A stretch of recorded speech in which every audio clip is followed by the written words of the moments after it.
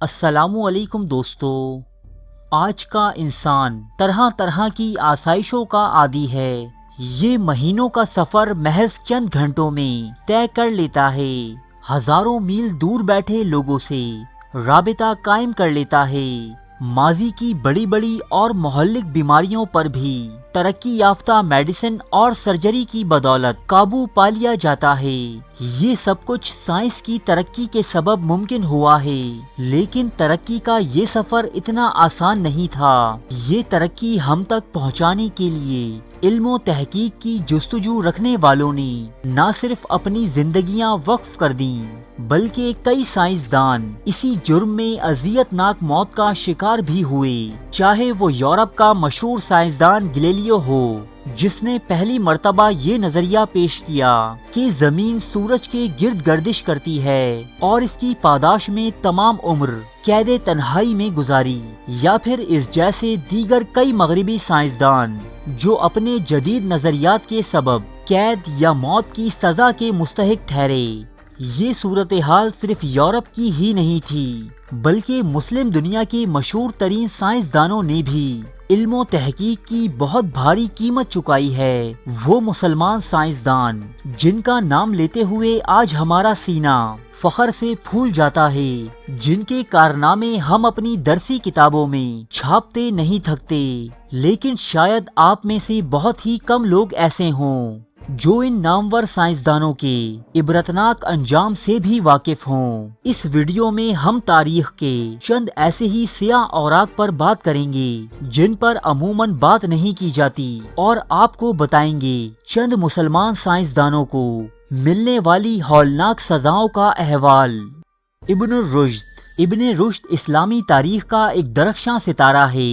یہ 12ویں صدی عیسوی کے مشہور ترین فلسفی ہونے کے علاوہ ماہر فلکیات، ریاضی دان اور ماہر طب بھی تھے۔ ماہرین کے مطابق یورپ کے جدید فلسفے کی بنیادیں ابن رشد کی تعلیمات پر ہی اٹھائی گئی ہیں، لیکن اس عظیم شخصیت کے ساتھ بھی کچھ زیادہ سلوک حسنہ 12ویں صدی عیسوی کے اواخر میں جب ابو یوسف نامی حاکم نے قرطبہ میں اقتدار سنبھالا تو ابن رشد اس کے زیر عتاب آ گیا۔ ابن رشد کو اس کے فلسفیانہ عقائد کی سزا کے طور پر نظر بند کر دیا گیا۔ سوائے چند ایک کتابوں کے ابن رشد کی تمام کتابیں آگ کے سپرد کر دی گئیں، اور اس عظیم فلسفی کو اپنی زندگی کے آخری سال ذلت اور گمنامی میں بسر کرنے پر مجبور کر دیا گیا۔ مورخین یہ بھی لکھتے ہیں کہ ابن رشد نے اپنی نظر بندی کو توڑ کر بھاگنے کی کوشش کی، اور اس کوشش کے دوران وہ پکڑا گیا۔ لوگوں نے پکڑ کر اس بے مثل فلسفی کو جامع مسجد کے ستون کے ساتھ باندھ دیا، اور ہر آنے جانے والے نمازیوں سے کہا گیا کہ وہ مسجد آتے جاتے وقت ابن رشد پر تھوکتے جائیں۔ یعقوب الکندی کے نام سے آپ سب بخوبی واقف ہوں گے۔ بعض لوگ الکندی کو عرب فلسفے کا باپ کہتے ہیں۔ فلسفہ، طبیعیات، حساب، طب، موسیقی، کیمیا، علم فلکیات، غرض یہ کہ کون سا ایسا شعبہ علم ہے جس میں اس عظیم المرتبہ دانشور نے خدمات سر انجام نہ دی ہوں۔ خلیفہ مامون، معتصم اور واسق کے ادوار میں الکندی کو خوب حکومتی سرپرستی ملی، جس کا بھرپور فائدہ اٹھاتے ہوئے اس نابغائے روزگار فلسفی نے اپنی صلاحیتوں کے جوہر دکھائے اور شعور انسانی کی ترقی میں اپنا بے مثل کردار ادا کیا۔ لیکن ایک افسوسناک انجام اس فلسفی کا منتظر تھا۔ خلیفہ المتوکل کے برسر اقتدار آنے کے بعد بنیاد پرست عناصر نے الکندی کا جینا دوبھر کر دیا، اور پھر وہ وقت بھی آیا جب خلیفہ نے الکندی کا کتب خانہ قبضے میں لے لینے کا حکم جاری کر دیا۔ اس پر مزید یہ کہ اس عالی مرتبت مفکر کو 60 سال کی عمر میں بغداد میں سر عام 50 کوڑے مارے گئے۔ راوی بیان کرتے ہیں کہ ہر کوڑے کے ساتھ ہجوم خوشی سے تالیاں بجاتا اور نعرے لگاتا۔ اس واقعے کے بعد الکندی گمنامی کے اندھیروں میں غرق ہو گیا۔ ابن سینا جب ہم اپنے شاندار ماضی کا تذکرہ کرتے ہیں تو سر فہرست افراد میں ابن سینا یا ابو علی سینا کا نام بھی شامل ہوتا ہے۔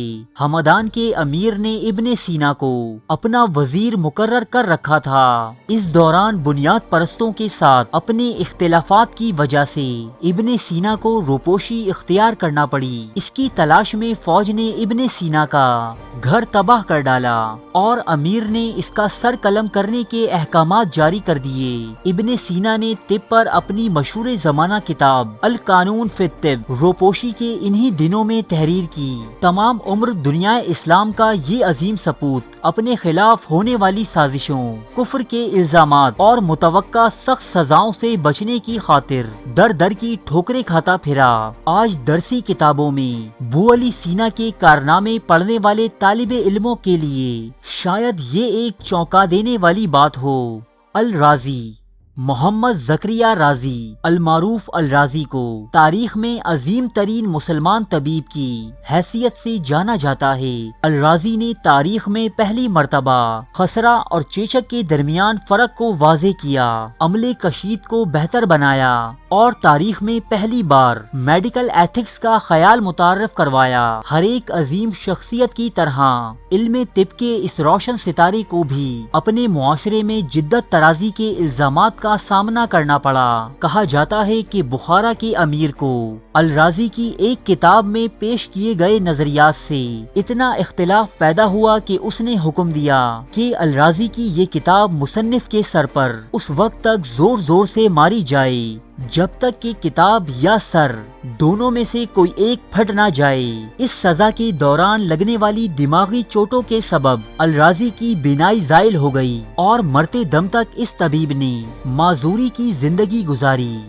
ابن خلدون علم تاریخ کے بانی کے طور پر جانا جاتا ہے۔ اس کے ساتھ ایسے کسی ناروا سلوک کے واقعات تو تاریخ میں نہیں ملتے، لیکن دلچسپ بات یہ ہے کہ 19ویں صدی عیسوی تک اسلامی دنیا میں کوئی اس کے نام تک سے واقف نہ تھا۔ انتہائی عجیب بات ہے کہ اسلامی تاریخ کے اس عظیم سپوت کو گمنامی کے اندھیروں سے نکالنے اور دنیا کو اس کی تعلیمات سے متعارف کروانے میں مغربی محققین کا ہاتھ ہے، کیونکہ ہمارا معاشرہ کئی علوم کے بانی اس عظیم مفکر اور مورخ کو صدیوں پہلے فراموش کر چکا تھا۔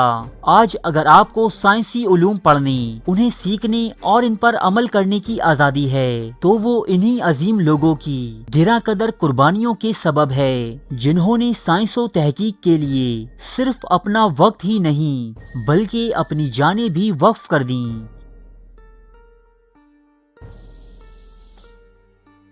ارے فرینڈز، ایک منٹ، آپ ایسے ہی جا رہے ہیں؟